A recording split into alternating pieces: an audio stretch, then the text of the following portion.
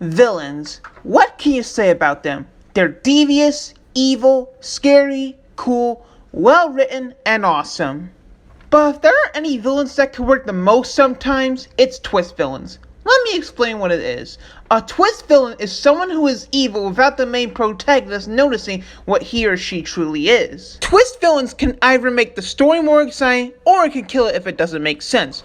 Today I'm going to show you a few examples on some twist villains, ones that work and ones that don't work. But before we start, there are going to be spoilers for the following.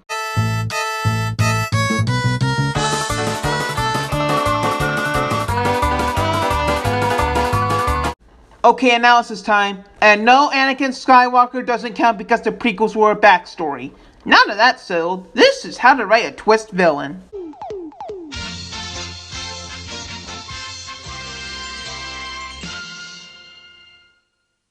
Like I said before, twist villains can work or not work. And before we get to the rules on how to make one, let's take a look at a few examples of good and bad twist villains. First off, let's talk about the 1960 masterpiece, Psycho. This film has one of the greatest plot twists in cinema history. If you're a horror fan, then you already know who the killer is. Norman freaking Bates. One of the greatest icons in cinema is in fact a twist villain. If you've seen the movie, you know what he does. He kills people that are in the hotel, he hides the fact his mother did it, making her the villain, but it was in fact Norman Bates who was the killer. This not only changes the story, but changes the dilemma. Terminator 2, which is one of my favorite movies of all time, also has a twist villain. What did you think the T-1000 was? In the trailers, they set up Arnold Schwarzenegger to be the villain once again in the sequel. But when everyone went to see it... Get down. Wow. Arnold was the hero and Robert was the villain. This changed everything about the franchise at this moment. Norman Bates and the T-1000 are not only perfect villains, but perfect twist villains. But did they have motives? Well, not exactly. Although they're awesome villains, we don't know why they're the way they are and what prompted them to be. Now, before you say anything, let me clarify one thing. Not all villains have to have a motive in order to be a great villain. Anyway, moving on. Norman and the T-1000 are great villains, but they didn't have any motivations. And who to write the best twist villains than Pixar?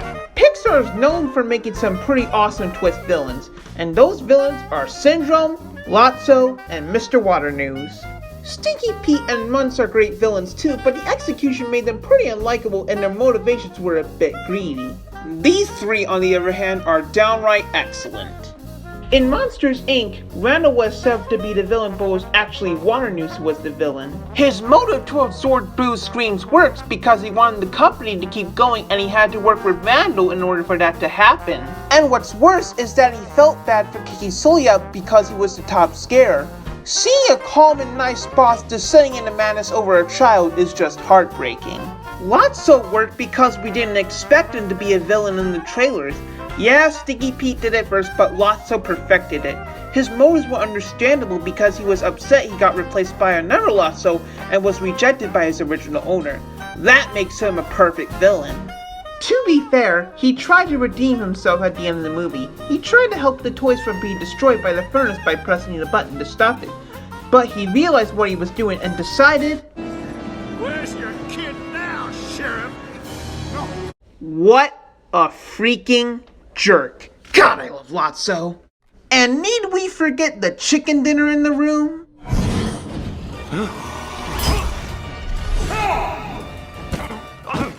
It's bigger. It's badder. Ladies and gentlemen, it's too much for Mr. Incredible. Whoa, ho, ho. It's finally ready! Freaking Syndrome. Not only is he one of my favorite Pixar villains, he is one of my favorite villains, period. He went from an annoying fanboy to a psychopathic villain who killed other superheroes and planned to become a hero himself despite Mr. Incredible. Reminder, he wiped out all superheroes with Omnidroids, tortured Mr. Incredible, nearly killed his family, and tried to kidnap Jack-Jack, all just because he wanted to be a sidekick. Wait, so does that make Mr. Incredible the real villain? Cause he was pretty mean to him. Okay, let's not start Cobra Kai theory. Now, you may ask, do video games have twist villains? Why, yes. Yes, they do. And one perfect example is in my fourth favorite video game of all time, Portal 2. Portal 2 has a great twist villain. GLaDOS was set up to be the villain again, and when we finally defeated her, this happens. Why do we have to leave right now? Do you have any idea how good this feels? I did this! Tiny little Wheatley did this! Wow! And to think this guy was hilarious! He still is though! Anyway, Wheatley works as a twist villain because we trusted him. We thought that this was the end of the game, but alas, we thought wrong. Because of his betrayal, the puzzles got harder, the writing got funnier, and GLaDOS as a potato is just downright hilarious. His betrayal was understandable because he wanted control of the place over GLaDOS. In the end, it was jealousy that defeated Wheatley. Not coming back. Oh no! Change your plans! Hold on to me! Tighter! Who can say where the road goes, where the day flows, only time. Let's talk about my favorite show of all time, Avatar: The Last Airbender. Now, you're thinking, Avatar already has a main villain, and you're right, but I'm not talking about Ozai and Azula, I'm talking about Hama, who is in fact also a twist villain. In The Puppet Master, they set up Hama to be a kind old woman who teaches Katara some waterbending, but then turns out to be a crazy bloodbending lunatic. This also works because, like Wheatley, we trust this character until we find out who they really are. This isn't only a perfect twist, but a dark one as well. And this was on Nickelodeon! Alright, now that that's done, we can finally discuss the rules of how to write a twist villain! Oh wait, we gotta talk about the bad ones now. Big Smoke is a bad twist villain, guys. I'm sorry. You could say it's a good betrayal, and I understand many GTA fans were heartbroken at the scene, but it didn't really work for me. Why, you may ask? Because it didn't make any sense. It just happened out of nowhere. Wheatley's twist worked because there was build-up in the fight between you and GLaDOS. We can understand why he had to betray Shell, so GLaDOS couldn't make fun of him anymore. Big Smoke, on the other hand, didn't work because there wasn't any build-up. It's like the writers just gave up on Tenpenny and made Big Smoke the final boss of the game. And what's worse is that we don't see him until the end, making the twist just wasted potential. I mean, to be fair, they did explain why he had to betray CJ and Grove Street. He saw the opportunity to become rich and famous, but you couldn't have done that while being a member of Grove Street? That would have been a better ending. Also, there wasn't any reason why Ryder did it as well. That was also stupid. Reminder, CJ was forced to learn to fly, enter a parody of Area 51, and co-own a freaking casino because of Big Smoke, which is, in my humble opinion, one of the dumbest twist villains I've ever witnessed. Alright, now that that's done, let's get to Disney's twist villains. Oh boy, do I have a lot to say about them. Here's another bad example of twist villains, Hans from Frozen. Like Big Smoke, there aren't any clues of him being a villain. There wasn't any build-up, there was no indication that he'd be the bad guy, it just happened out of nowhere. He was the villain for like 15 minutes.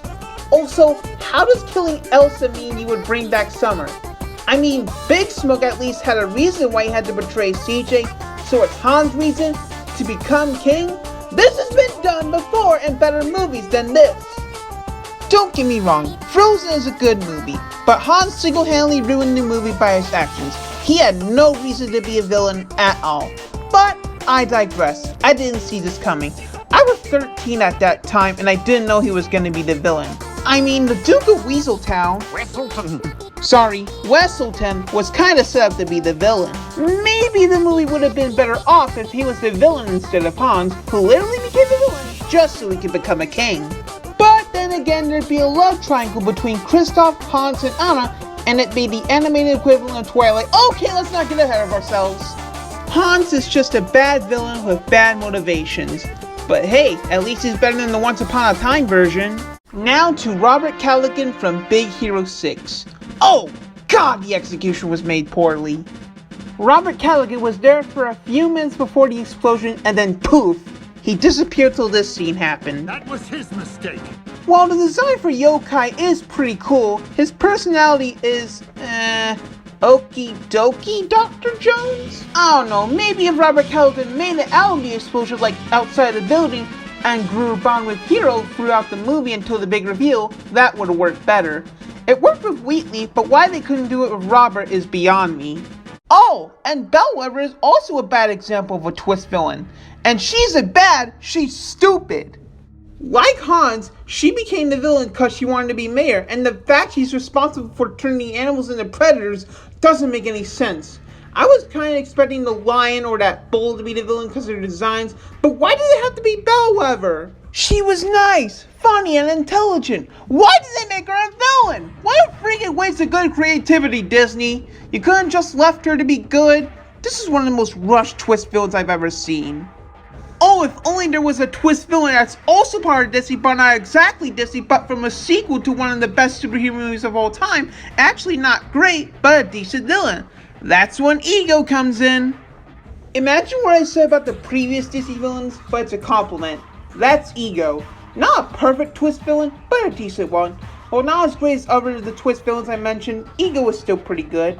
His motivations to possess his son made sense. He was a jerk for killing his wife, and to be honest, we kinda knew he was going to be the villain. He was the opposite of Bellwether. Hell, he's what Bellwether should have been. While there are better written Marvel villains, I can accept Ego as a decent twist villain.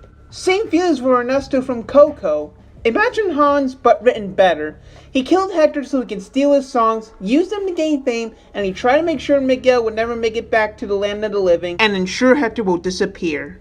Huh, sounds like Thomas Edison to me. But with that said, that's how you do a good twist villain. He's a jerk, but you can see where he's coming from because he wanted to be the best musician of all time, and it works well. But he'll never be as good as a villainous Syndrome. Sorry, Coco stans. And now we go to Evelyn Dever, aka Screenslaver. Imagine Syndrome but without creativity and well-written dialogue. While she didn't kill in the movie, she is a boring villain. Her motivations were cliched, her dialogue was bland, and she was predictable from the start. Now that we talked about bad twist villains, I can end this video by saying we will never get an amazing twist villain ever. Who's been messing up everything? It's been Agatha all along. Oh yeah, baby! That's a twist villain! In the beginning of WandaVision, we sort of began to trust Agatha. She was a good friend and like a sister to Wanda. But then this masterpiece of a scene happened, and it changed how I look at this series.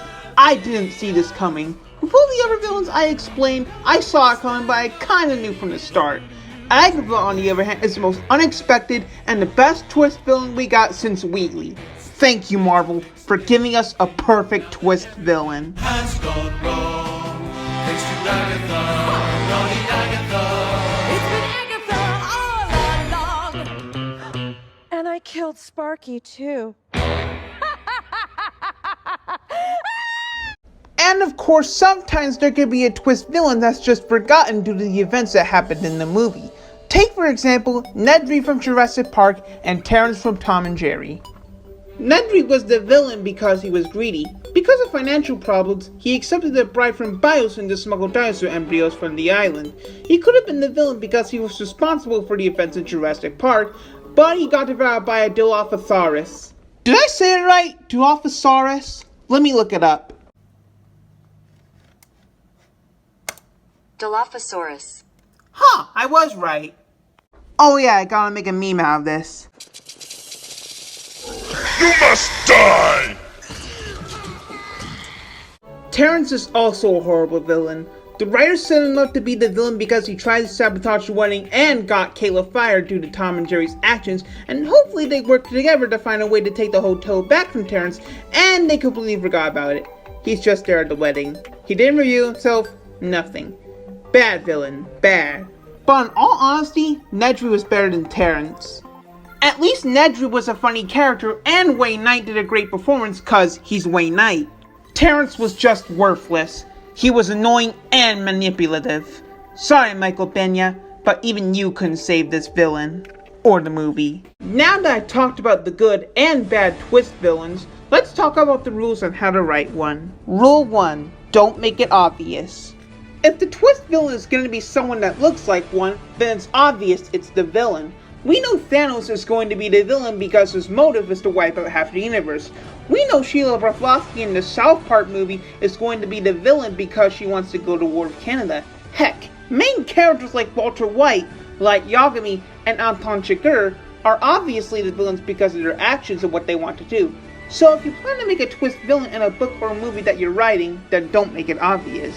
Rule 2. Make it unexpected. As I explained earlier in the video, villains like the T-1000, Lotso, and Wheatley are perfect twist villains.